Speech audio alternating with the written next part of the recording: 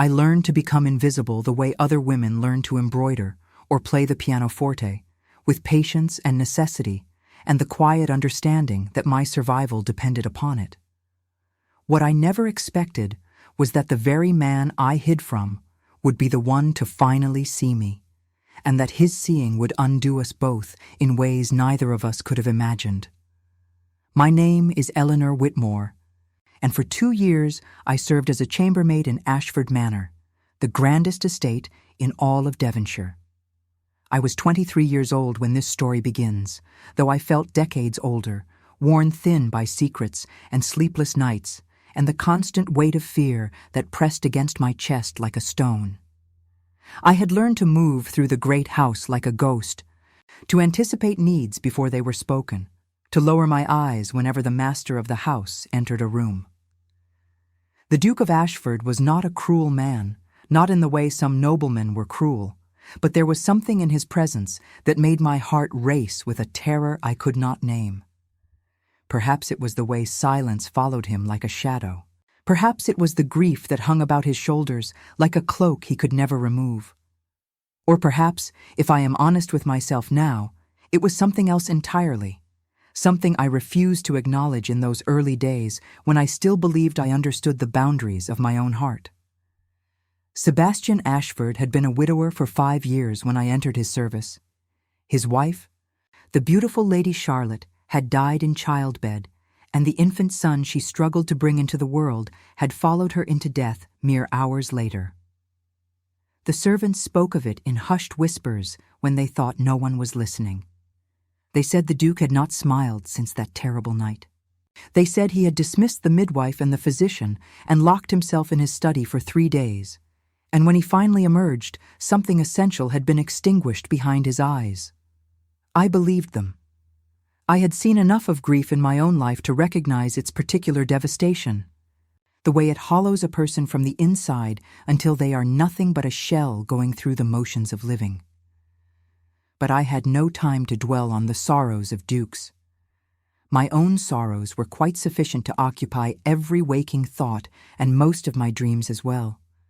My mother was dying. Margaret Whitmore had been the strongest woman I ever knew. She had raised me alone after my father abandoned us when I was 6 years old, working her fingers to the bone as a seamstress, a laundress, a cook, whatever honest work she could find to keep bread on our table and a roof over our heads. She taught me to read by candlelight, insisted I learn my letters and numbers when other girls of our station were already in service. She told me that knowledge was the one thing no one could ever take from me, and I believed her with the fierce faith of a child who knows her mother would never lie. But all those years of labor had taken their toll. The damp rooms, the endless hours bent over washing, the winters without adequate coal for the fire. By the time I secured my position at Ashford Manor, my mother's lungs had begun to betray her. The physician in the village called it consumption of a sort, though he admitted he could not be certain without proper examination, and proper examination cost money we did not have. I moved her to a small cottage on the outskirts of the Ashford estate, a crumbling structure that had once housed a groundskeeper before it was abandoned and forgotten. It was not much, but it had walls and a roof and a fireplace, and it was close enough that I could reach her on foot after my duties were complete. Every penny of my wages went to food, medicine, firewood. I ate the scraps from the kitchen when cook was not looking, and mended my own clothes until they were more patches than original fabric. I told no one. If the housekeeper discovered I was leaving the manor after dark, I would be dismissed without reference. If I lost this position, my mother would die alone and hungry, and the thought of that was more than I could bear. And so I became a creature of shadows, slipping out through the servants' entrance after the household had retired, crossing the frost-covered grounds with my heart pounding in my throat, carrying whatever food I had managed to save wrapped in cloth against my chest. I learned the patterns of the night watchman, the creaking boards to avoid, the dogs that would bark, and the ones that would only wag their tails in recognition. I learned to move without sound, without presence, without leaving any trace of my passage. What I did not learn, what I could not have anticipated, was that I was not the only restless soul wandering Ashford Manor in the dark hours. The Duke, I would later discover, had not slept properly in 5 years. He walked the halls of his ancestral home like a spectre, haunted by memories he could not escape and a future he could not imagine. He stood at windows, staring out at nothing. He sat in his study with books open on his lap that he never read. And sometimes, when the weight of his grief became too heavy, even for a man of his considerable strength, he wept in the darkness where no one could hear. I did not know any of this then. To me, the Duke was simply the master, a distant figure of authority, to be avoided whenever possible, a man whose very presence made the air feel thinner and my pulse quicken in ways I did not understand. I noticed things about him, of course. It was impossible not to. The way his dark hair had begun to show threads of silver at the temples, though he was only 32. The sharp angles of his jaw, the aristocratic nose, the eyes that were the color of a winter sky just before snow. The way his hands, when they were not clasped behind his back, seemed to search for something to hold. But I pushed these observations away as quickly as they arose. Such thoughts were dangerous for a girl in my position. Such thoughts led nowhere good. The night everything changed began like any other. I had finished my duties, scrubbing floors and polishing silver and changing linens until my back ached and my hands were raw. The house had settled into its nighttime quiet.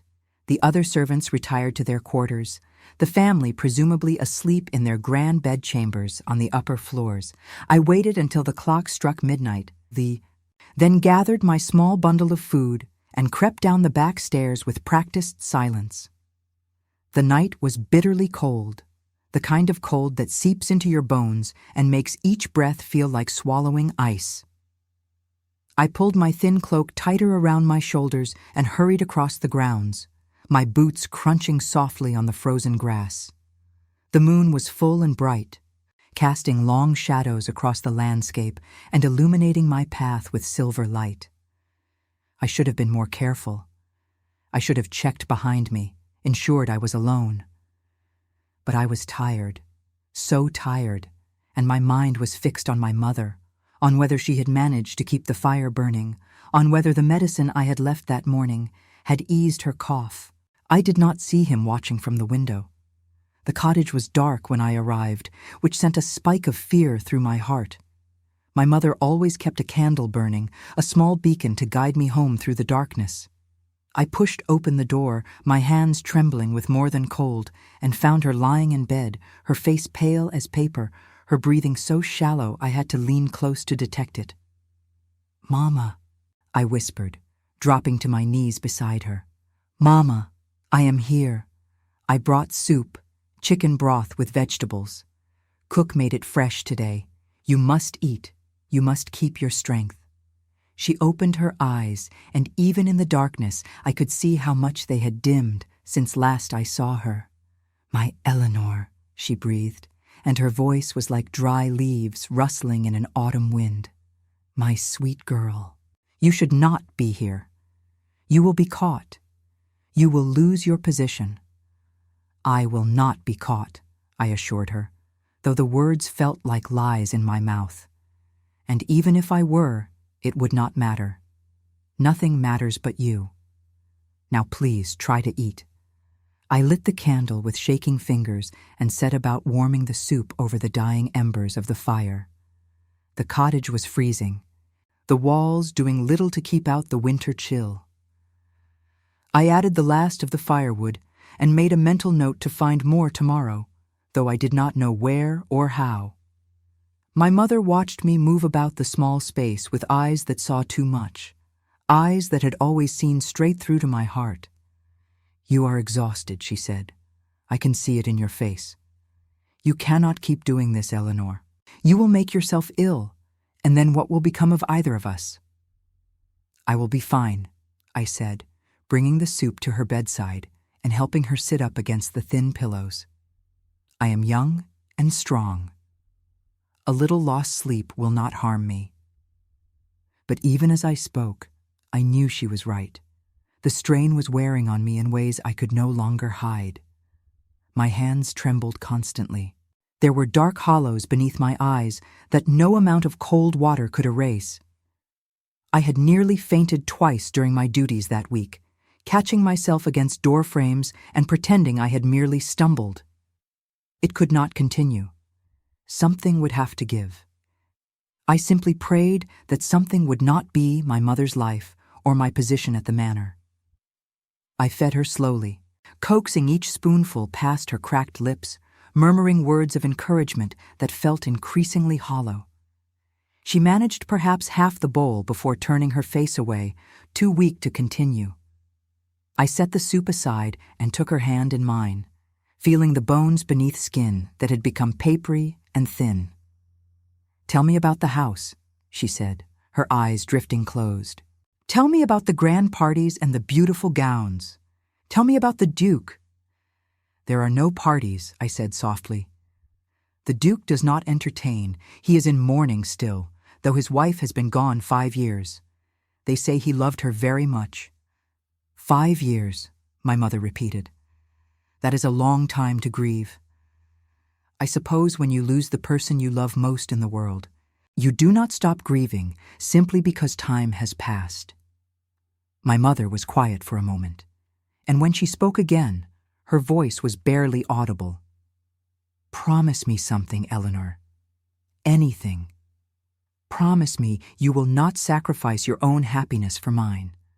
Promise me that when I am gone, you will live. Really live. You will find love and joy and all the things you deserve. You will not spend your life in shadows." Tears burned in my eyes, but I blinked them back. I refused to cry in front of her, refused to add the weight of my grief to her own burdens. "You are not going anywhere," I said firmly. "The spring will come, and the warm air will heal your lungs, and we will sit in the garden and watch the flowers bloom together." She smiled, a ghost of the radiant smile I remembered from my childhood. "My optimistic girl," she whispered. "You always did believe in happy endings." I stayed until the candle had burned low and my mother had drifted into an uneasy sleep. Then I pressed a kiss to her forehead, tucked the blankets more tightly around her frail body, and slipped back out into the night. I did not see the figure standing in the shadow of the trees. I did not know that he had followed me from the manor, had watched through the window as I fed my mother soup with trembling hands, had heard the murmur of our voices, though not the words themselves. I did not know that the Duke of Ashford stood in the freezing darkness with tears streaming down his face, his heart cracking open for the first time in 5 years, watching a servant girl show more love and devotion in a single night than he had witnessed in all the ballrooms and drawing rooms of English society. I knew none of this. I simply walked back to the manor with my head bowed and my heart heavy, climbed the servants' stairs to my small room under the eaves, and fell into my narrow bed without even removing my boots. I dreamed of my mother as she had been when I was young, laughing and dancing and full of life. I dreamed of warm spring days and gardens full of flowers. And then, just before waking, I dreamed of winter eyes and strong hands reaching toward me through the darkness, and I woke with my cheeks wet with tears I did not remember shedding. The next morning, everything was different, though I did not understand why at first. I went about my duties as usual, scrubbing and polishing and keeping my eyes cast down. But I could not shake the sensation of being watched, of someone's gaze following me through the halls. Twice I turned quickly, certain I would find someone standing behind me, and twice I found only empty air. It was Mrs. Blackwood who first made me aware that something had shifted. The housekeeper was a tall, angular woman with iron-gray hair and a disposition to match. She had disliked me from the moment I arrived at Ashford Manor, though I had never been able to determine why. Perhaps she sensed the secrets I carried. Perhaps she simply despised anyone who failed to cower sufficiently in her presence. Whatever the reason, she took every opportunity to assign me the most difficult tasks, to criticize my work, to remind me of my place in the household hierarchy. That morning, she stopped me in the corridor outside the kitchens, her thin lips pressed into their customary line of disapproval. "The Duke has asked that your duties be reduced," she said, and there was something in her voice I had never heard before. Something that might have been suspicion, or might have been fear. "You are no longer to scrub floors or clean the fireplaces. You will focus on light dusting and attending to the guest chambers." I stared at her, certain I had misheard. "I beg your pardon, ma'am. You heard me perfectly well." Her eyes narrowed. "I do not know what game you are playing, girl, or what lies you have told to attract the master's attention. But I will be watching you. One misstep, one hint of impropriety, and you will find yourself on the streets where you belong." She swept away before I could respond, leaving me standing in the corridor with my heart pounding and my mind racing. The Duke had noticed me. The Duke had intervened on my behalf. But why? What possible reason could he have for concerning himself with the workload of a chambermaid? I told myself it meant nothing. Perhaps one of the other servants had complained that I appeared unwell. Perhaps the Duke was simply in a generous mood, if such a thing were possible for a man who seemed constitutionally incapable of warmth. I pushed the questions aside and focused on my work, grateful for the lighter tasks, even as I remained vigilant for any sign of Mrs. Blackwood's promised surveillance. That evening, something even stranger occurred.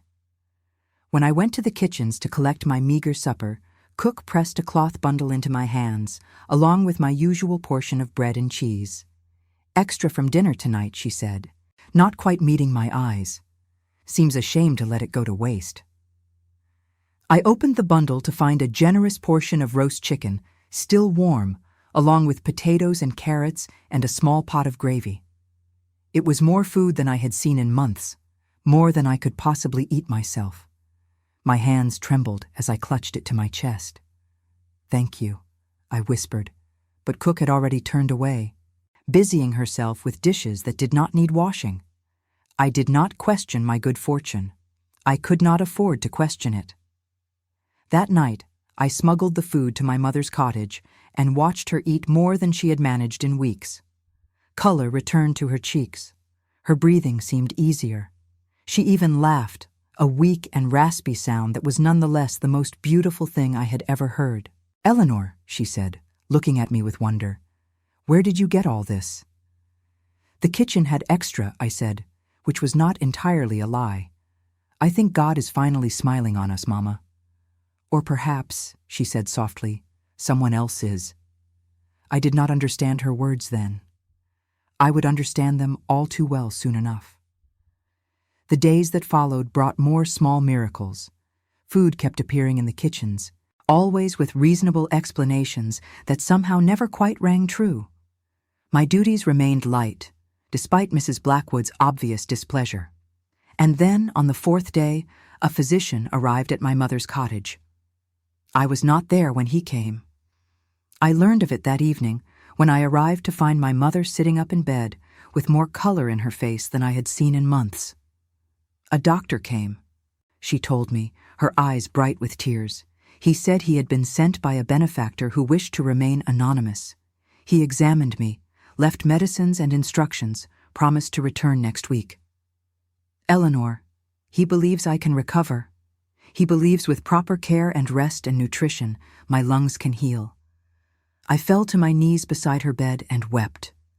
Great, heaving sobs that shook my entire body, releasing all the fear and desperation I had been holding inside for so long. My mother stroked my hair with hands that felt stronger than they had in months, murmuring comfort and love into the darkness of the cottage. "Someone is watching over us," she said. "Someone with a kind heart and generous spirit." I lifted my head, wiping my eyes with the back of my hand. "Who?" I asked. "Who would do such a thing?" My mother's smile was knowing, almost mysterious. "I have my suspicions," she said, "but perhaps some gifts are better left unexamined." I wanted to argue, to demand answers, but exhaustion claimed me before I could form the words. I fell asleep that night curled on the floor beside my mother's bed, and for the first time in longer than I could remember, my dreams were peaceful. The mystery of our benefactor consumed my thoughts in the days that followed. I examined every interaction, every glance, every word spoken in my presence, searching for some clue to the identity of this anonymous savior. But there was nothing. The household continued on as it always had, the servants going about their duties, the Duke a distant presence rarely glimpsed. Except I began to notice things I had never noticed before. The way my path seemed to cross with the Duke's more often than chance would allow. The way his gaze lingered on me when he thought I was not looking. The way he would sometimes pause in a doorway, as if he wanted to speak, but could not find the words. One afternoon, perhaps a week after the physician's first visit, I was dusting the books in the library when the Duke entered. I had not expected him. The library was supposed to be empty at this hour, and I had counted on the solitude to work through my tangled thoughts. When I heard the door open, I whirled around, my heart leaping into my throat, and found myself face to face with Sebastian Ashford for the first time since my employment began. He was taller than I remembered, or perhaps I had simply never allowed myself to look properly. His shoulders were broad beneath his impeccably tailored coat, his posture that of a man accustomed to commanding attention without demanding it. But it was his eyes that caught me, held me, made it impossible to look away. They were not cold, as I had always believed. They were sad, devastatingly, achingly sad, with depths of pain that made my own sorrows feel small by comparison. "Forgive me," I stammered, dropping into a curtsy and fixing my gaze on the floor. "I did not realize you would be requiring the library, Your Grace. I will leave immediately. Stay." The word was soft, almost tentative, utterly unlike the commanding tone I would have expected from a duke. I remained frozen in my curtsy, uncertain whether I had heard correctly. "Please," he added, and there was something in his voice that made my chest tighten. "I would not wish to interrupt your work." I straightened slowly, still not daring to meet his eyes. "My work can wait, Your Grace. The library is yours, as is everything else in this house," he said, and I thought I detected a note of bitterness in his tone. Yet I find myself a stranger in my own home, surrounded by people who scatter like frightened birds whenever I appear. He moved to the window, his back to me, and stared out at the gray winter sky. I should have left then. Protocol demanded it. A servant did not remain in a room alone with her master, did not engage in conversation that was not strictly necessary. But something held me in place, some invisible thread connecting his sadness to my own. "They do not scatter from fear, Your Grace," I heard myself say. "They scatter from respect, and perhaps from uncertainty about how to offer comfort to a man who seems determined to refuse it." He turned sharply, and I realized with horror what I had done. I had spoken to the Duke as an equal, had offered an opinion where none was asked, had violated every rule of my station. I braced myself for anger, for dismissal, for the cold fury that surely awaited such impertinence. Instead, he laughed. It was a rusty sound, as if his voice had forgotten how laughter worked, but it was unmistakably genuine. "You are very direct for a chambermaid," he said, and there was something almost like warmth in his winter eyes. "Forgive me, Your Grace," I spoke out of turn. "I will take my leave now." I moved toward the door, my cheeks burning with shame, but his voice stopped me before I could escape. "What is your name?" "Eleanor, Your Grace. Eleanor Whitmore."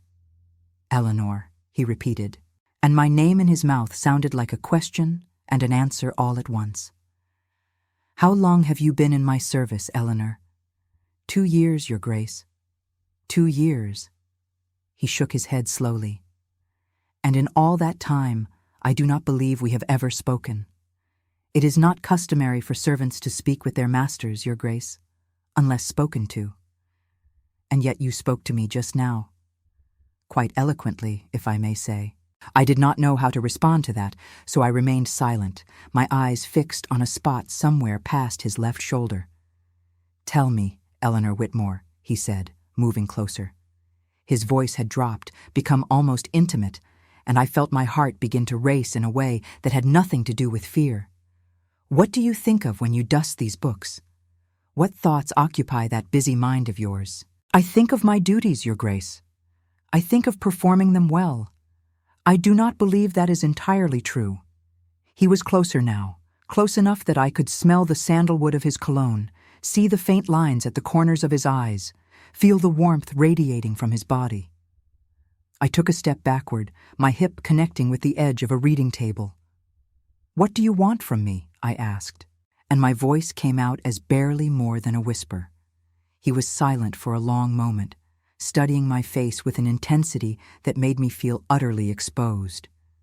Then he stepped back, and the tension between us shifted into something that felt almost like loss.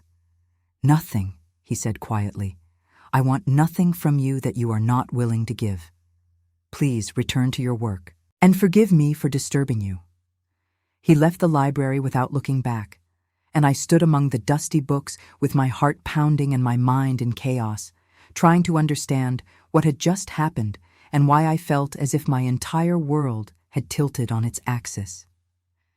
That night, when I visited my mother, I told her about the encounter in the library. She listened without interrupting, her eyes never leaving my face, and when I finished, she was quiet for a long time. "Do you know who your benefactor is now?" she finally asked. I shook my head, though even as I did, pieces were beginning to fall into place.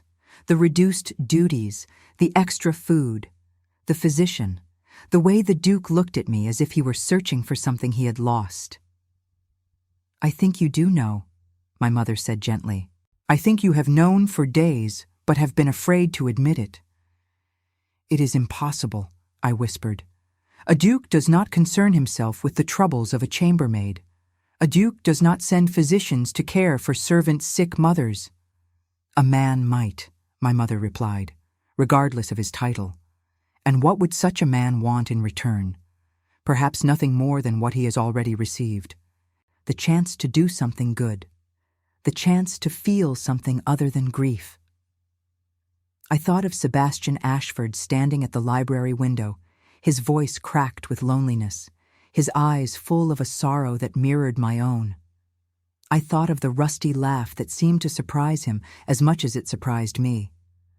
I thought of the way he had stepped back when I asked what he wanted, as if my question had wounded him.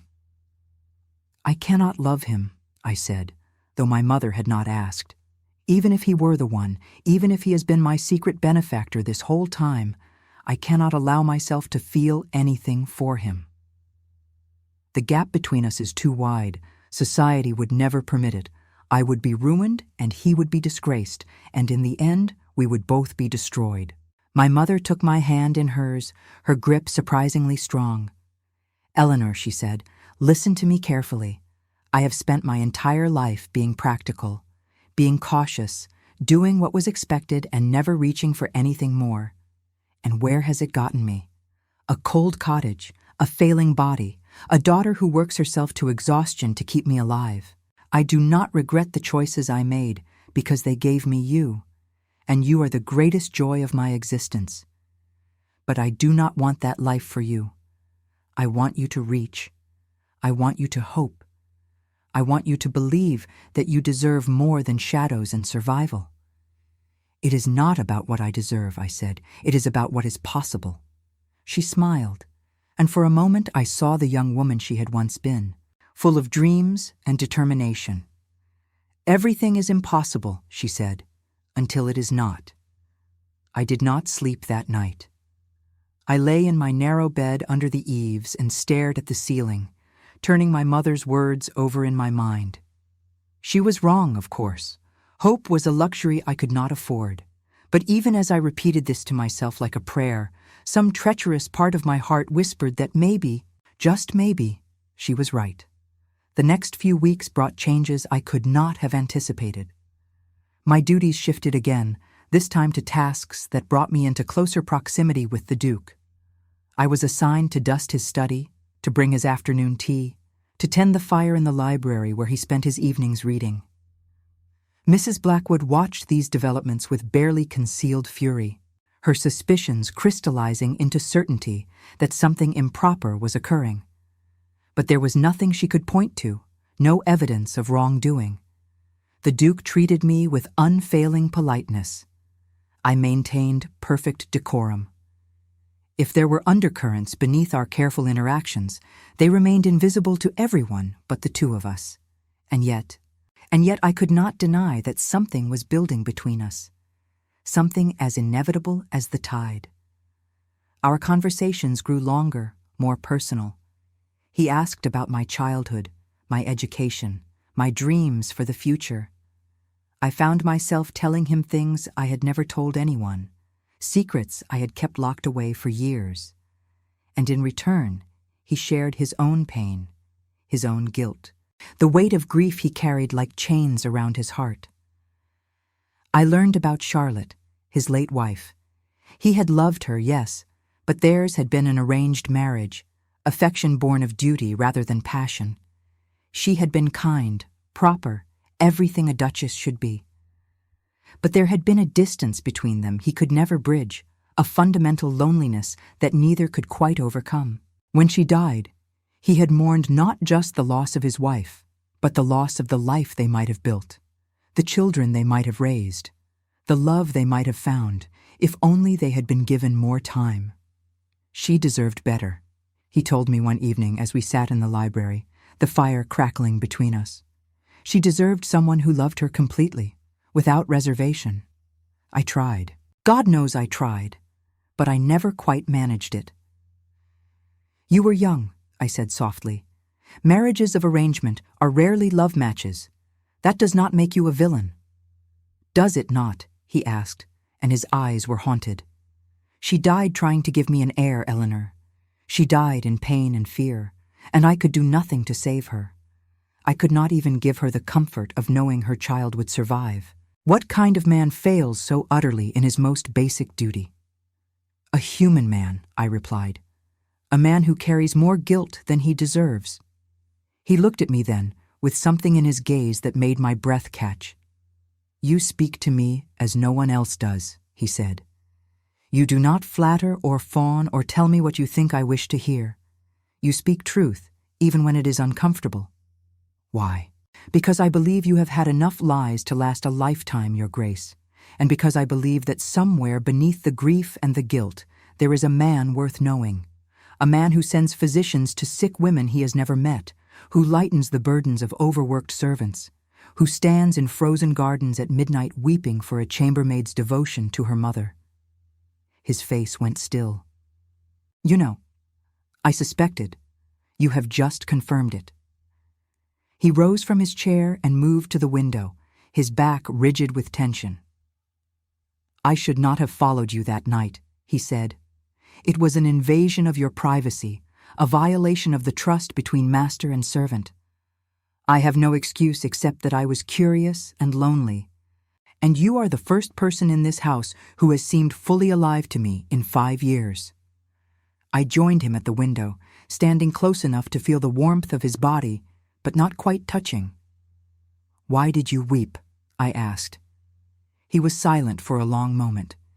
Then, in a voice thick with emotion, he said, Because I saw something beautiful.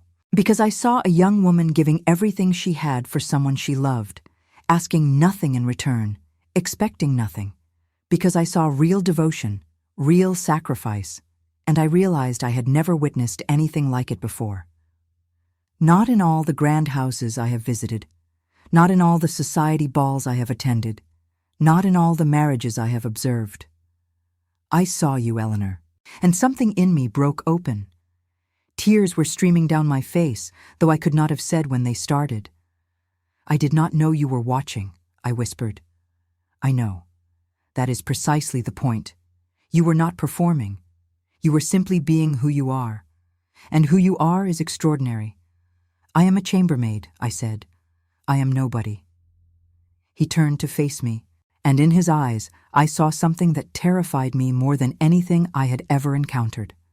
I saw hope. You are not nobody, he said. You are Eleanor Whitmore, and you are the first person in 5 years who has made me want to wake up in the morning. Your Grace, I began, but he shook his head. Sebastian, when we are alone, when it is just the two of us, please call me Sebastian. I cannot. Why? Because if I call you by your name, I will forget the chasm between us.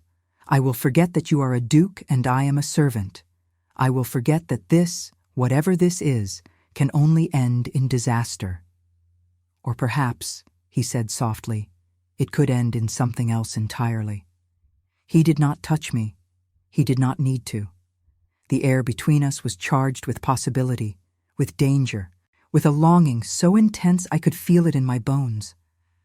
I should go, I whispered. Yes, he agreed. You should. But neither of us moved. The fire crackled. The clock on the mantel ticked away the seconds, and somewhere in the darkness outside, snow began to fall, blanketing the world in white. I do not know how long we stood there, suspended in that moment of impossible connection. Eventually, I found the strength to step back, to break whatever spell had woven itself around us. Good night, Your Grace, I said, and my voice was steadier than I had any right to expect. Good night, Eleanor.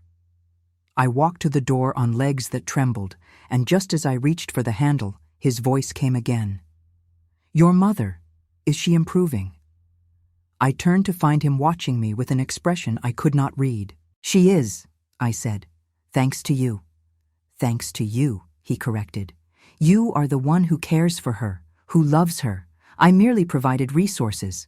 The rest, the important part, that has all been you. I did not trust myself to respond. I simply nodded and fled the room, my heart pounding so loudly I was certain it would wake the entire household.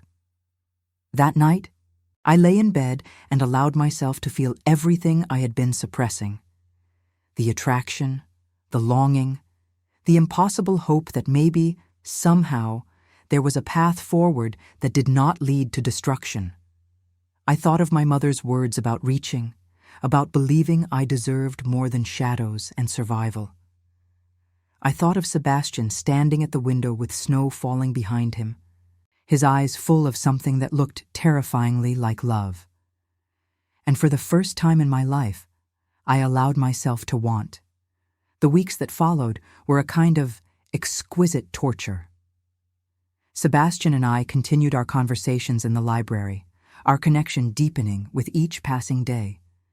He told me about his childhood, his domineering father, the expectations that had shaped his entire existence. I told him about my mother's struggles, my father's abandonment, the fear that had been my constant companion for as long as I could remember. We spoke of books and music and philosophy, of dreams and regrets and the nature of love. We spoke of everything except the one thing that hung between us, the question neither of us dared to ask. During the day, I maintained the fiction of servant and master. I curtsied when he passed in the hallways, addressed him as Your Grace in front of others, kept my eyes demurely lowered whenever we were not alone. But in those stolen hours in the library, with the door closed and the fire burning low, we were simply Eleanor and Sebastian, two souls who had found each other against all odds. My mother continued to improve under the physician's care. The color returned fully to her cheeks, and her cough diminished until it was nothing more than an occasional nuisance. She began to walk again, short distances at first, then longer as her strength returned. And through it all, she watched me with knowing eyes, asked questions I was not prepared to answer, and offered advice I was not sure I could take. He loves you, she said one evening, as I sat beside her bed, brushing her hair as I had when I was a child. The Duke. I have never met him, but I can see it in your face whenever you speak of him. And I suspect if I could see his face, I would see the same thing there. It does not matter what he feels, I said. Nothing can come of it. Why not? Because the world will not allow it. Because society has rules, and those rules exist for reasons. Because even if he wanted to be with me, he would be destroyed. His reputation, his standing, everything he has built. I cannot be responsible for that. My mother was quiet for a moment. Then she said, When your father left us, I was devastated, not because I loved him. I had stopped loving him long before, but because I had believed so completely in the world's rules. I had done everything right. I had been a good wife, a good mother, a good woman, and none of it mattered. The world failed me anyway. Mama, let me finish. After he left, I had a choice. I could continue to follow the rules, to place my faith in a system that had already proven itself unworthy of that faith. Or I could make my own rules, build my own life, decide for myself what mattered and what did not. She turned to look at me, her eyes fierce with conviction. I chose the latter, Eleanor, and that choice gave me you. It gave me a daughter who is braver and stronger and more extraordinary than I could ever have imagined. A daughter who deserves every happiness this world has to offer. But the cost, I whispered. There is always a cost. The question is whether what you gain is worth what you pay. I did not have an answer for her. I did not have an answer for myself. The crisis came as crises always do, without warning and without mercy. Mrs. Blackwood had been watching me for weeks, her suspicion hardening into certainty that something improper was occurring between myself and the Duke. She had searched my room, questioned the other servants, followed me through the house at odd hours, hoping to catch me in some compromising situation. When all of that failed to produce the evidence she needed, she resorted to more drastic measures. It was a Tuesday afternoon when she burst into the servants' hall and announced in ringing tones that I was a thief and a harlot and would be brought before the Duke immediately to face justice. I was in the kitchens at the time, helping cook prepare the evening meal. The accusation hit me like a physical blow, driving all the air from my lungs.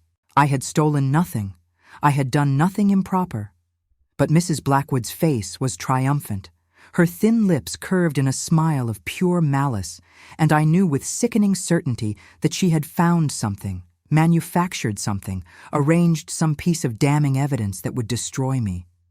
"I saw you," she hissed as the other servants gathered around, their faces a mix of shock and morbid curiosity.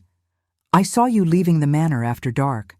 I saw you stealing food from the kitchens. I saw you sneaking into the Duke's study when he was not there. You are a thief and a seducer, and you will pay for your crimes." "I am neither of those things," I said, but my voice was shaking, and I knew no one would believe me.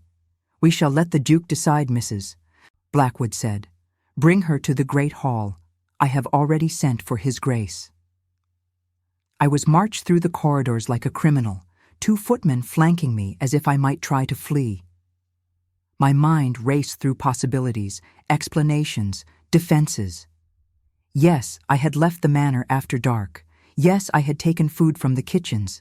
But I had taken nothing that was not already designated as waste, and I had broken curfew only to care for my dying mother. These were not crimes. They were acts of desperation, of love, of a daughter doing everything in her power to save the woman who had given her life. But as we entered the great hall, and I saw Sebastian standing there, his face pale and his eyes unreadable, I realized that none of my explanations would matter. Mrs. Blackwood had crafted this moment too carefully. She had assembled the entire household as witnesses. She had chosen her accusations to maximize scandal and minimize defense. Whatever I said, however I tried to explain, the damage was already done. "Your Grace," Mrs. Blackwood began, her voice dripping with false sorrow, "it grieves me deeply to bring this matter to your attention. But as housekeeper of this estate, I have a duty to protect its honor and integrity. This girl, this Eleanor Whitmore, whom you so generously elevated above her station, has betrayed your trust in the most grievous manner possible." Sebastian's eyes found mine across the room, and in them I saw a storm of emotions, anger and fear, and something that might have been guilt. "What evidence do you have of these accusations?" he asked, and his voice was the cold, commanding tone of a duke, utterly unlike the gentle warmth I had come to know. Mrs. Blackwood produced a bundle wrapped in cloth, the same cloth I used to carry food to my mother's cottage. Inside were scraps of food, clearly taken from the kitchens. "This was found in her room," she announced, "hidden beneath her mattress. And this," she held up a small silver snuff box that I had never seen before, "was discovered in her apron pocket this morning. It belongs to the late Duchess, may she rest in peace. A treasured keepsake that this creature thought to steal and sell for her own profit." "That is not mine," I said, my voice rising with desperation. "I have never seen that snuff box before. It was planted." "A likely story," Mrs. Blackwood sneered. "And the food? Will you deny that as well? The food was scraps designated for waste. I took nothing that would have been used, so you admit to theft. I admit to taking food that would have been thrown away. Food that I used to keep my mother alive while she recovered from an illness that nearly killed her." A murmur rippled through the assembled servants. I saw faces that had been hostile begin to soften, saw doubt creep into expressions that had been certain of my guilt. But Mrs. Blackwood was not finished. "And the late-night excursions," she pressed. "Do you admit to leaving the manor after curfew, violating the rules of this household, sneaking about in the darkness like a common criminal?" "I left to care for my mother. She was dying. I had no other choice." "There are always choices," Mrs. Blackwood said. "You chose to deceive your employers. You chose to break the rules that every other servant in this household obeys. You chose to place your own interests above the honor of this estate, and now you will face the consequences." She turned to Sebastian, her face a mask of righteous indignation. "I recommend immediate dismissal, Your Grace, without reference. Let this be a lesson to any other servant who might consider betraying your trust." The hall fell silent. Every eye turned to the Duke, waiting for his judgment. I stood with my head bowed and my heart breaking, knowing that whatever he decided, I had already lost. If he dismissed me, I would be ruined, unable to find another position, forced to throw myself on the uncertain mercy of the parish. If he defended me, the scandal would be immense, and Mrs. Blackwood would have the ammunition she needed to spread rumors that would destroy us both. I waited for the blow to fall. Instead, Sebastian began to speak, and his words shattered everything I thought I knew. "I followed Eleanor Whitmore on the night in question," he said, his voice carrying clearly through the silent hall. "I watched from the darkness as she entered a cottage on the outskirts of my estate. I observed her through the window as she fed soup to a woman who was clearly gravely ill. I heard her singing lullabies, saw her weeping, witnessed devotion so pure and selfless that it brought me to tears." The assembled servants stared at him in shock. Mrs. Blackwood's face had gone the color of old cheese. "I did not reveal myself," Sebastian continued. "I should have. I should have made my presence known and offered assistance openly. Instead, I chose to help from the shadows. I sent a physician to care for Eleanor's mother. I arranged for additional food to be made available in the kitchens. I reduced Eleanor's duties so that she would have strength enough to continue her nightly vigils. Every kindness she has received in these past weeks has come from me, and I offer no apology for any of it." "Your Grace," Mrs. Blackwood stammered, "this is highly irregular." "What is irregular?" Sebastian said, his voice hardening to steel. "Is your behavior, Mrs. Blackwood. You have manufactured evidence against an innocent woman. You have planted stolen items among her possessions. You have sought to destroy a life out of petty jealousy and spite. Did you think I would not investigate? Did you think I would simply accept your accusations without question? I do not know what you mean, Your Grace." "The snuff box," Sebastian said. "It has been in my possession for the past 3 years, locked in a drawer in my study. I placed it there myself after Charlotte's death. The only way it could have appeared in Eleanor's pocket is if someone removed it from that drawer and planted it there. Someone with access to my private chambers, someone like you." Mrs. Blackwood's face crumpled. "Your Grace, I was only trying to protect you. This girl is beneath you. She is nobody, nothing. She will bring shame upon this house." "The only shame I see," Sebastian said quietly, "is yours." He turned to the assembled servants, his expression grave. "Mrs. Blackwood's employment is terminated, effective immediately. She will be escorted from the premises within the hour. If I discover that any of you have participated in her schemes or spread malicious gossip about Eleanor Whitmore, you will join her." No one spoke. No one moved. Mrs. Blackwood stood frozen, her face a mask of disbelief and rage. "One more thing," Sebastian said, and his voice softened as he looked at me for the first time since his speech began. "Eleanor, I owe you an apology. I should have spoken sooner. I should have claimed responsibility for my actions instead of hiding behind anonymity. I have caused you pain and fear that you did not deserve, and I am deeply sorry." "Your Grace," I whispered. But he shook his head. "Sebastian," he said, "when we are alone or before the world, I would like you to call me Sebastian." The gasps that greeted this statement were audible throughout the hall. But Sebastian did not seem to hear them. His eyes remained fixed on my face, waiting for my response. I did not know what to say. I did not know what to do. Everything was happening too fast, too publicly, too impossibly. And yet, standing there in the great hall with the entire household watching, I felt something shift inside me. The fear that had been my constant companion began to loosen its grip. The barriers I had built around my heart began to crumble. "Sebastian," I said, and his name tasted like freedom on my tongue. He smiled then, the first real smile I had ever seen on his face. It transformed him entirely, chasing away the shadows and revealing the man beneath. "Eleanor," he said, "I have something important to ask you. But first, I believe we should clear the room." The servants scattered like leaves before a wind, dragging the shell-shocked Mrs. Blackwood with them. Within moments, Sebastian and I were alone in the vast hall, the silence pressing around us like a physical presence. "I am sorry," he said again, moving closer. "I handled this badly. I should have spoken to you privately before making such a public display. But when I saw Mrs. Blackwood's accusations, when I realized she meant to destroy you, I could not stay silent. You saved me," I said. "Again. I saved myself as much as you. These past weeks, Eleanor, have been the closest thing to happiness I have known in 5 years. The thought of losing you, of watching you be cast out because of my cowardice, was unbearable." "What happens now?" I asked.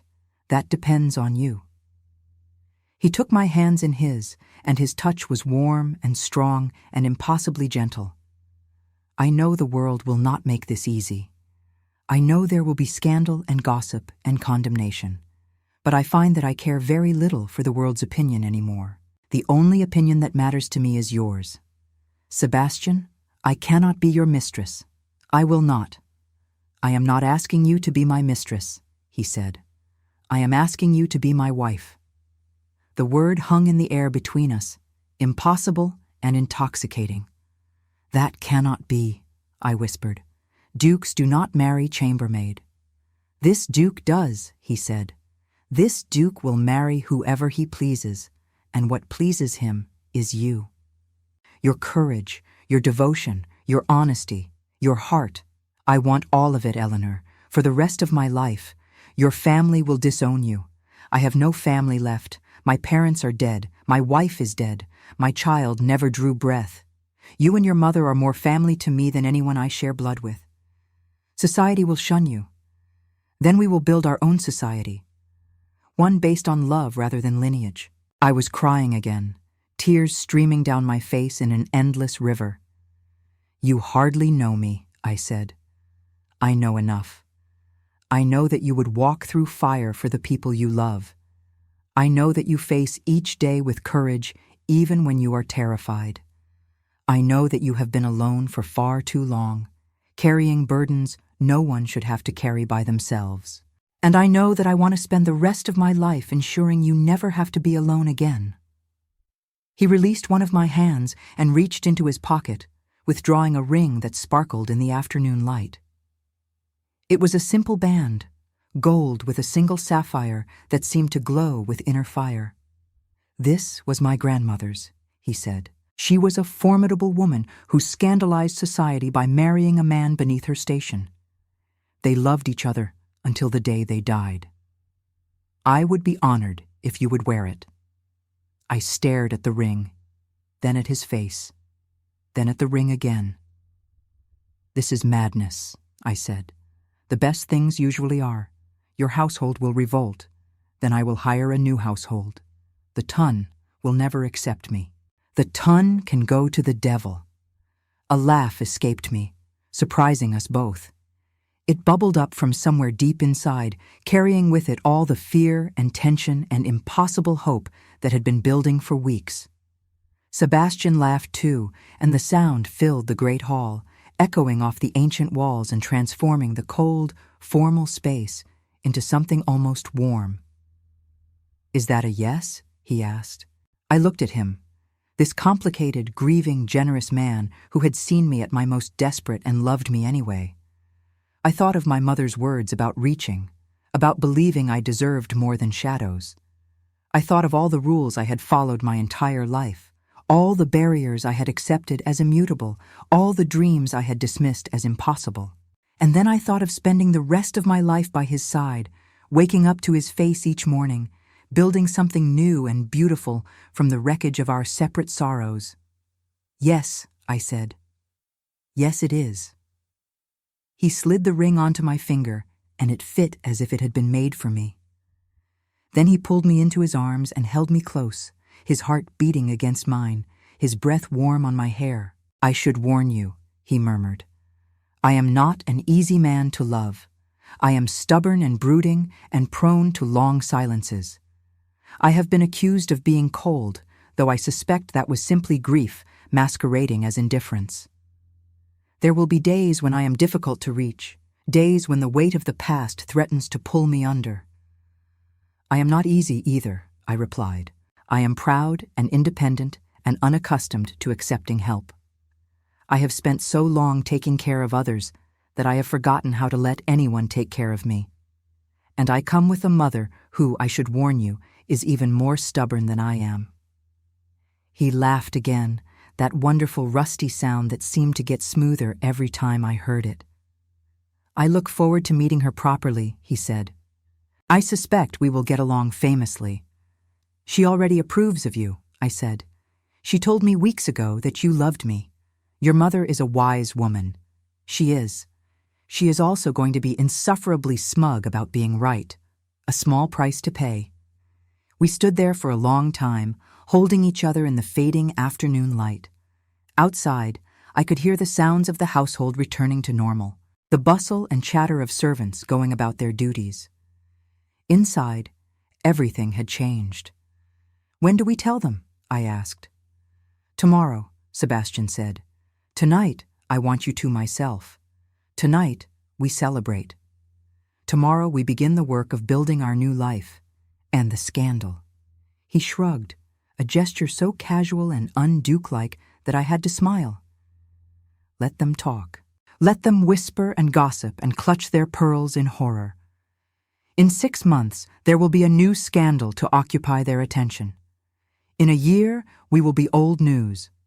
And in 10 years, when we are still deliriously happy and they are all trapped in their loveless society marriages, they will wonder how we knew something they never learned." "And what is that?" I asked. "That love is worth more than approval, that happiness is worth more than propriety, that a life lived fully is worth all the risks it requires." I reached up and touched his face, tracing the lines of his jaw, the curve of his cheek, the worry lines at the corners of his eyes. "You really believe that?" I said. "I did not," he admitted. "Not until you. But watching you these past weeks, seeing the lengths you would go to for the people you love, has taught me more about courage than a lifetime of privilege ever could. You showed me what really matters, Eleanor.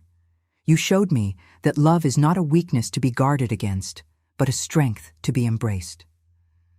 I kissed him then, standing in the great hall of Ashford Manor, the future Duchess in the arms of the Duke. It was a kiss that tasted of tears and hope and promise, of endings and beginnings, of all the impossible things that had somehow become possible. When we finally separated, both of us breathing hard, Sebastian smiled down at me with such tenderness that my heart ached. "Come," he said. "Let us go tell your mother that she was right." The walk to my mother's cottage felt different than all the times I had made it before. I was not sneaking now, not hiding, not carrying fear like a weight around my neck. Sebastian walked beside me, his hand warm in mine, and the winter night seemed almost gentle, the cold air fresh rather than biting. My mother was sitting up when we arrived, reading by candlelight, stronger than she had been in months. She looked up as we entered, and her eyes went immediately to our joined hands, then to the ring on my finger, then to my face. "Well," she said, with a smile that held no surprise whatsoever, "it is about time." Sebastian laughed and released my hand to take hers instead, bowing over it with courtly grace. "Mrs. Whitmore," he said, "I am Sebastian Ashford. I have come to ask your blessing to marry your daughter." "You have already asked her," my mother pointed out. "True, but I find I value your good opinion as well. You raised an extraordinary woman. I would not wish to begin our new life together with any resentment between us." My mother studied him for a long moment, her eyes sharp despite her weakened state. "You know the world will try to destroy this," she said. "The aristocracy does not take kindly to interlopers. They will make Eleanor's life difficult. They will make yours difficult too." "I know," Sebastian said. "I do not care. And when you have children, will you care then?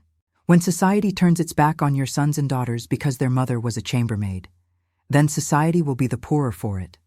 My children will be raised to value character over rank, love over propriety, kindness over cruelty. They will inherit my title and my estates, yes, but more importantly, they will inherit their mother's courage and their grandmother's wisdom. I consider that a fine legacy." My mother's face softened. She looked at me, then back at Sebastian, then at me again. "He will do," she said finally, "but he talks too much." I burst out laughing, and Sebastian joined me, and even my mother's lips twitched with suppressed amusement. The rest of the evening passed in a blur of conversation and planning and quiet celebration. Sebastian produced a bottle of wine from somewhere, and we toasted to the future, to health, to love, to all the impossible things that had brought us to this moment. My mother told stories of my childhood, embarrassing tales that made me blush and made Sebastian laugh.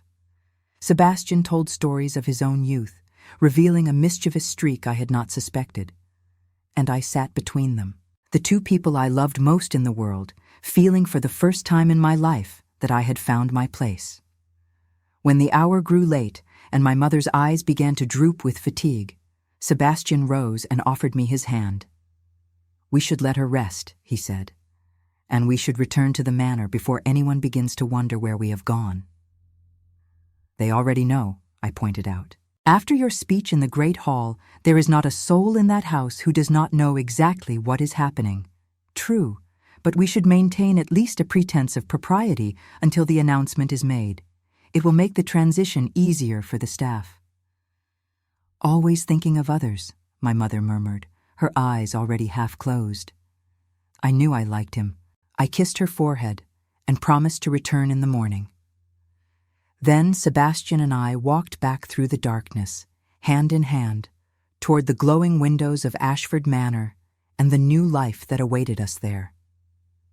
The announcement came the next day, and the reaction was everything we had anticipated and more. The servants were divided between shock, skepticism, and in a few cases, genuine joy. The local gentry, when word inevitably spread, ranged from scandalized to scornful to grudgingly impressed.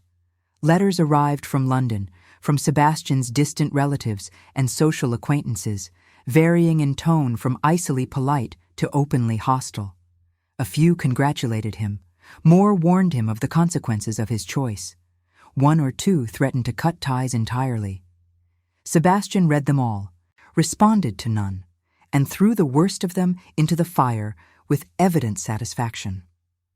For my part, I found the adjustment more difficult than I had anticipated.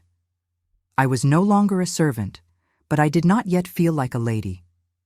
I moved through the halls of Ashford Manor like a ghost, uncertain of my place, unsure how to interact with the people who had so recently been my fellow workers. Some of them resented me, and I could not blame them. Others seemed genuinely pleased by my elevation. Most fell somewhere in between, treating me with the careful politeness one reserves for unpredictable animals. Sebastian noticed my discomfort, of course. He noticed everything. One evening, perhaps a week after our engagement, he found me sitting alone in the library, staring at the fire with unseeing eyes. "Tell me," he said, settling into the chair beside mine. "It is nothing." "Eleanor." He reached over and took my hand. We agreed to be honest with each other, remember? No more hiding, no more pretending everything is fine when it is not. I sighed. I feel like I do not belong anywhere. I am not a servant anymore, but I am not a lady either. I do not know how to talk to these people, how to dress, how to behave. I spent my whole life learning one set of rules, and now all those rules are useless. "They are not useless," Sebastian said. "They taught you compassion and hard work and humility. Those qualities will serve you far better as a duchess than any knowledge of etiquette or fashion. But society will not see it that way. They will see a chambermaid playing dress-up, pretending to be something she is not. Then society is blind. And since when do we care what society thinks?" I laughed despite myself. "I am beginning to think you are a revolutionary at heart, Your Grace." "Perhaps I am." His eyes sparkled with mischief. "Perhaps that is why I fell in love with you. You reminded me that the old rules are not sacred, that we can build something new if we are brave enough to try."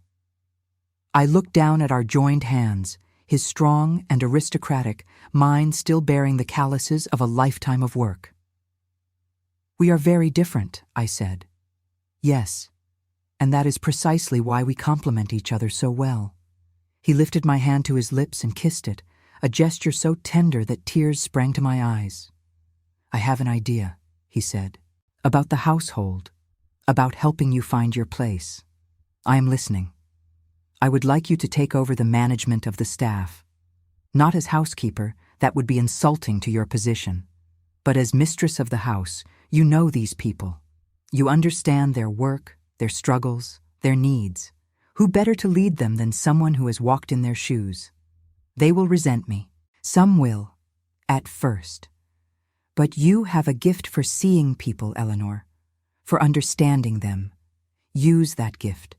Show them that you have not forgotten where you came from, that you value their contributions, that you will fight for their welfare. They will come around, and if they do not, then we will hire new staff. But I do not think it will come to that.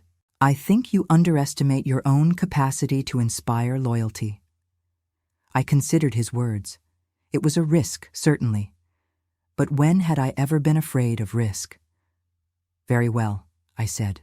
"I will try." His smile was radiant. "That is all I ask." The winter months passed in a whirlwind of preparation and adjustment. I threw myself into my new role with determination, meeting with each member of the staff individually, learning their names and histories and concerns. I made changes where changes were needed, improving conditions for the lower servants, ensuring fair wages and reasonable hours, creating systems that would prevent anyone from being worked to exhaustion as I had been. I encountered resistance, of course. Some of the older staff, particularly those who had been loyal to Mrs. Blackwood, refused to accept my authority. But slowly, gradually, the tide began to turn. People saw that I was sincere, that I truly cared about their welfare.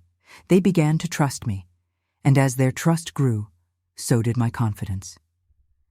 My mother moved into Ashford Manor at Sebastian's insistence, occupying a suite of rooms near the gardens where she could watch the flowers bloom when spring arrived. The physician continued his visits, and her health continued to improve until by February she was strong enough to walk through the grounds unassisted, marveling at the grandeur of a world she had never expected to inhabit. I remember finding her one afternoon in the rose garden, wrapped in a fur-lined cloak Sebastian had given her, her face lifted to the weak winter sun. "I never dreamed," she said when she saw me approach. "Neither did I." She took my hand and held it tightly. "You deserve this," she said, "every bit of it. Do not let anyone convince you otherwise." "I am trying," I admitted. "Some days are harder than others. Of course they are. You are rewriting the story of your life, Eleanor. That is not easy work, but you are doing it, and I am so proud of you I could burst." I leaned my head on her shoulder, breathing in the familiar scent of lavender and wool. "I could not have done any of this without you," I said. "Nonsense. You would have found a way. You always find a way." She paused. "But I am glad I am here to see it." The engagement period lasted 3 months, longer than Sebastian would have preferred, but necessary to allow for the social formalities that even we could not entirely escape. Announcements were made, invitations were sent, dresses were fitted and refitted as I tried to transform myself from chambermaid to duchess. The wedding took place on a mild March morning. The first hints of spring visible in the budding trees and the early flowers pushing through the ground. It was a small affair, deliberately so. We invited only those who had shown us genuine support, those whose friendship we valued and whose judgment we respected. The rest of society could read about it in the papers. I wore white silk, simple and elegant, with a long veil that had belonged to Sebastian's mother. My own mother walked me down the aisle, her arm steady despite her recent illness, her eyes bright with tears she did not bother to hide. Sebastian waited at the altar, dressed in his finest coat, looking at me as if I were the most precious thing he had ever seen. The ceremony itself passed in a blur. I remember saying the vows, meaning every word with a fervor that surprised me. I remember the weight of the ring on my finger, different from the engagement ring but equally meaningful. I remember Sebastian's kiss, gentle and promising, as the vicar pronounced us man and wife. But what I remember most clearly is the moment afterward, when we turned to face our small gathering of guests, and I caught my mother's eye. She was smiling, a smile of pure, uncomplicated joy, and in that moment I felt the full weight of everything we had overcome. The years of struggle, the nights of fear, the impossible odds that had somehow bent in our favor.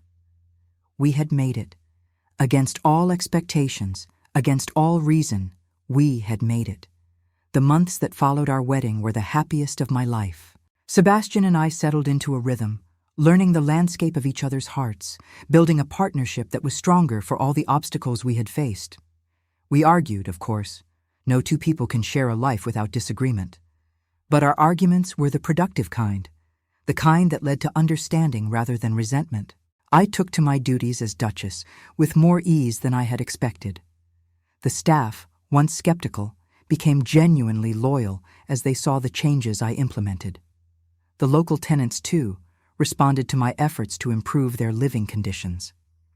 I visited the sick, organized food distributions during lean times, established a school for the estate children that welcomed both boys and girls. Sebastian watched these efforts with pride, supporting me in every endeavor, never once suggesting that I was overreaching my position. "What about society?" I asked him one evening, as we sat together in the library that had become our sanctuary. "Are you not concerned that my charitable work will be seen as common?" He laughed. "My darling wife, I stopped concerning myself with society's opinion the moment I followed you through the darkness and saw who you truly are. Let them think what they will. We know the truth. And what is the truth? That you are the finest duchess this estate has ever had. That you are changing lives, making differences that will outlast us both. That I was the luckiest man in England when you agreed to marry me." I reached over and took his hand, marveling as I often did at the unlikely path that had brought us together. "I was the lucky one," I said. "You saved me when I had nothing." "No." He shook his head firmly. "You saved yourself. You kept your mother alive through sheer determination.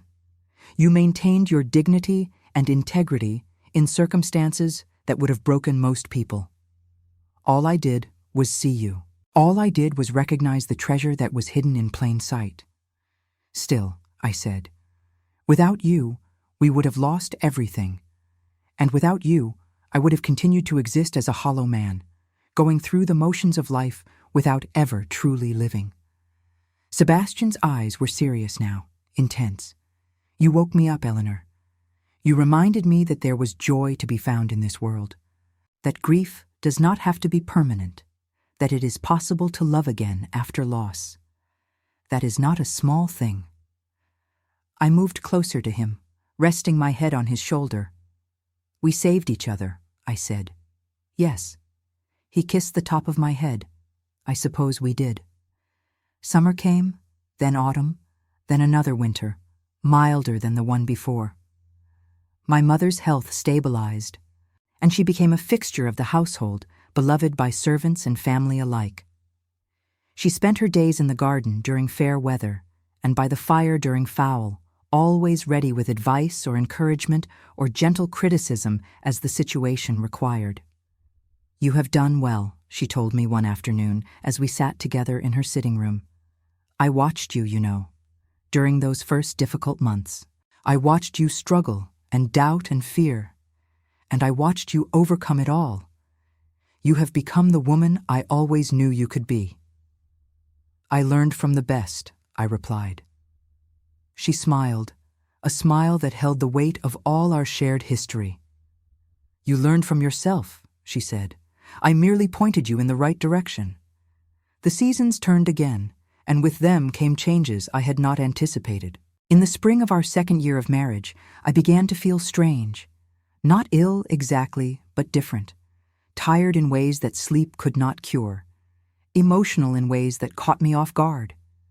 And then, one morning, I was sick in my basin, and suddenly everything made sense. The physician confirmed what I had begun to suspect. I was with child. Sebastian's reaction to the news was everything I could have hoped for and more. He wept, which I had not expected. He laughed, which I had. He held me as if I were the most fragile thing in the world, and also the strongest, his face buried in my hair, his voice thick with emotion. I never thought, he began, then stopped, unable to continue. I know, I said, stroking his back. I know. After Charlotte, after the baby, I had convinced myself that this part of my life was over, that I would never be a father, never hold my own child in my arms. And now you will. He pulled back to look at me, his eyes shining with tears. Are you happy? He asked. I am terrified, I admitted, and overwhelmed, and so happy I do not know how to contain it. He kissed me then, a kiss that tasted of salt and promise. We will do this together, he said. Whatever comes, we will face it together. The months of my pregnancy passed slowly, each day bringing new worries and new wonders. Sebastian hovered constantly, solicitous to the point of annoyance, insisting I rest when I wanted to work, bringing me treats from the kitchen, reading to me in the evenings when my eyes grew too tired to focus on the page. My mother was equally attentive, sharing stories of her own pregnancy, offering advice both practical and emotional.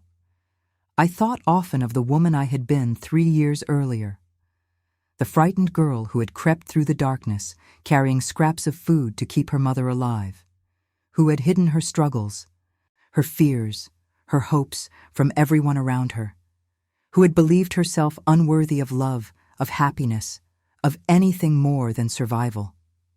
That girl seemed like a stranger now. I was no longer hidden. I was no longer alone. I had a husband who loved me, a mother who supported me, a household that respected me, and a child growing within me who would inherit not just titles and estates, but a legacy of love and courage. The labor came in the early hours of a September morning, just as the first autumn leaves were beginning to fall. It was long and difficult, harder than I had expected, And there were moments when I was not certain I would survive it. But Sebastian stayed by my side throughout, holding my hand, wiping my brow, whispering words of encouragement even when I was too exhausted to respond. And then, just as the sun rose over the hills of Devonshire, casting golden light through the windows of the birthing chamber, I heard a cry. Small and fierce and unmistakably alive. "A girl," the midwife announced. "A healthy baby girl." Sebastian took her first, cradling her in his arms with an expression of such wonder that I began to weep. He brought her to me, placing her on my chest, and I looked down at her tiny face, her screwed-shut eyes, her perfect miniature fingers, and I knew that this was what my whole life had been leading toward. "She is beautiful," Sebastian whispered, "just like her mother." "She is everything," I replied. "Everything I never knew I wanted." We named her Margaret Charlotte, after the two grandmothers she would never meet except through stories. My mother wept when she heard and held her namesake with hands that trembled with joy. "You have given me more than I ever dreamed," she said to me that evening, as the baby slept peacefully in her cradle. "A home, a family, a future. I do not have words to express what it means." "You gave me life," I replied. "Everything I have, everything I am, is because of you." "No." She shook her head, just as Sebastian had. "Everything you have, everything you are, is because of you. I simply loved you. The rest, you did yourself." The years that followed were not without challenges. Society never fully accepted me, though the birth of our daughter softened some of the harshest critics. There were whispers, always whispers, about the Duke who had married his chambermaid, about the Duchess who still visited the servants' quarters, about the unconventional household that defied so many expectations. But the whispers faded to background noise, easily ignored in the face of the life we were building. We had 2 more children, boys both, strong and healthy and full of mischief. Sebastian proved to be a devoted father, far more hands-on than most men of his station, insisting on spending time with his children every day, teaching them to ride and read and think for themselves. I raised them without the rigid class distinctions that had defined my own childhood, ensuring they understood that a person's worth was measured not by birth, but by character. My mother lived to see all 3 of her grandchildren born, and to hold each of them in her arms. She passed peacefully in her sleep on a spring night, with flowers blooming outside her window and her family gathered around her bed. I mourned her deeply, as I knew I always would. But the grief was tempered by gratitude, by the knowledge that she had lived her final years surrounded by love, that she had seen her daughter happy, that she had known, truly known, that everything she had sacrificed had been worthwhile. On the day of her funeral, as I stood beside her grave with Sebastian's arm around me and my children solemn at my side, I thought about the night everything had changed, the night I had crept through the darkness to feed my dying mother, never suspecting that I was being watched. The night Sebastian had stood in the shadows and wept, his frozen heart beginning to thaw. If someone had told me then what the future held, I would not have believed them. A duke's love, a duchess's title, children of my own. A life beyond anything I had dared to imagine. But the future is always unimaginable until it becomes the present. And the present, I had learned, was worth fighting for. The graveside service ended, and the mourners began to disperse. But I remained a moment longer, looking down at the simple headstone that marked my mother's final resting place. "I did it, Mama," I whispered. "Everything you asked of me. I lived. I loved. I found happiness. I hope, wherever you are, that you can see it. That you know." A breeze stirred the spring air, carrying with it the scent of flowers and the distant sound of birdsong. It felt, absurdly, like an answer. I turned away from the grave and walked back toward Ashford Manor, toward Sebastian and the children, toward the life we had built from the ruins of our separate sorrows. "You are all right?" Sebastian asked quietly when I reached him. "I am," I said. And I found that I meant it. He took my hand, and our children gathered close, and together we walked into the future. I am an old woman now, writing these words by candlelight as the fire burns low and the winter wind rattles the windows of Ashford Manor. Sebastian sleeps peacefully in the next room, his hair silver, his face lined but still handsome, his heart still as true as it was on the night he followed me through the darkness and found something worth believing in. Our children are grown, with families of their own. Margaret, my firstborn, is a grandmother herself now, though she still visits every Sunday for tea. The boys have made their own ways in the world, one a physician who serves the poor, the other a reformer who fights for workers' rights. They are my legacy, every bit as much as the titles and estates they will inherit. I have had a remarkable life, not an easy one perhaps, but remarkable nonetheless.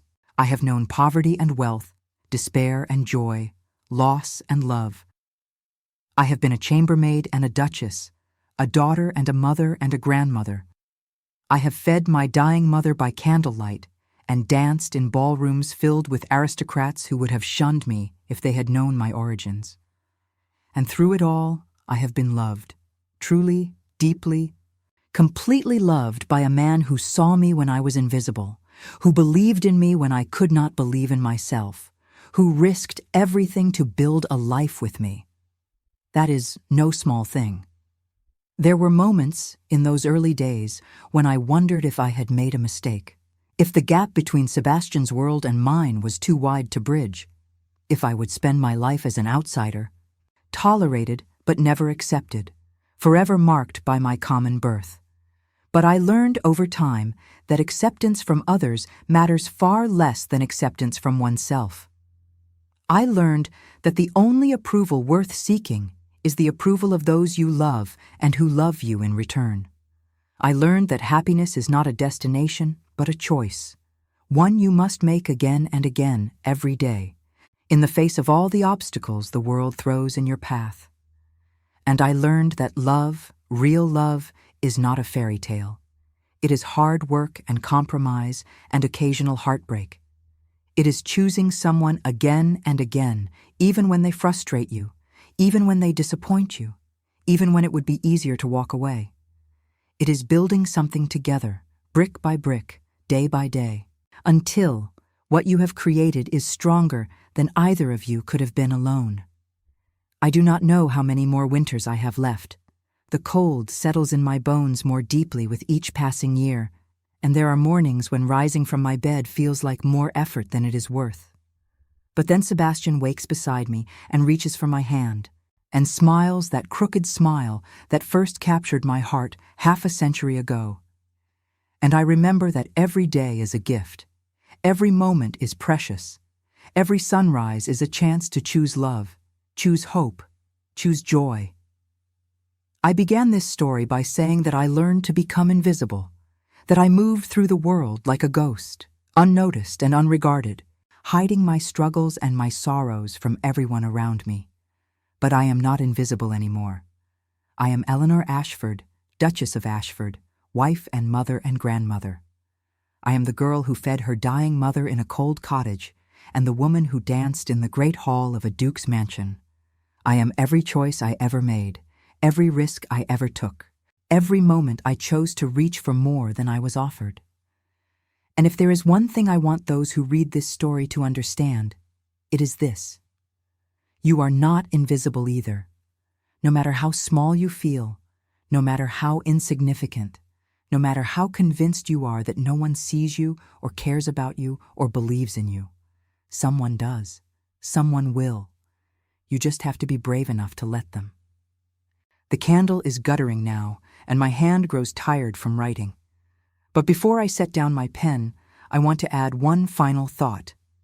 That night, so many years ago, when Sebastian followed me through the darkness and discovered my secret, he wept. He has told me many times since that he wept because he saw something beautiful, something pure, something that reminded him that love still existed in this world. But I think there was more to it than that.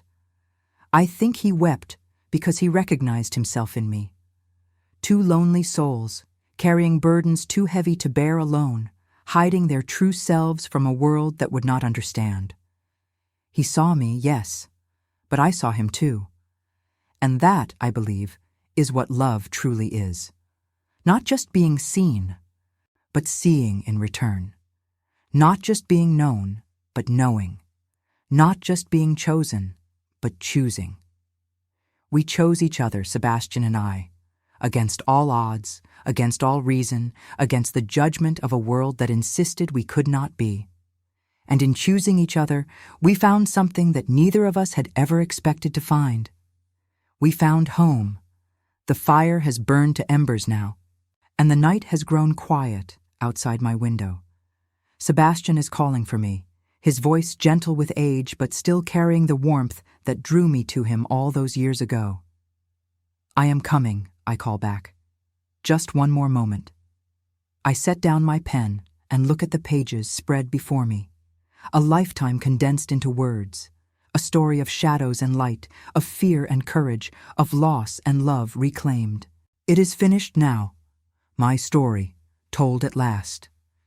And as I rise from my chair and walk toward the bedroom where my husband waits, I find myself smiling. Not because the ending is happy, though it is. Not because the struggles are over, though they are. But because I know, with a certainty that goes beyond words, that every moment of pain, every night of fear, every impossible obstacle was worth it.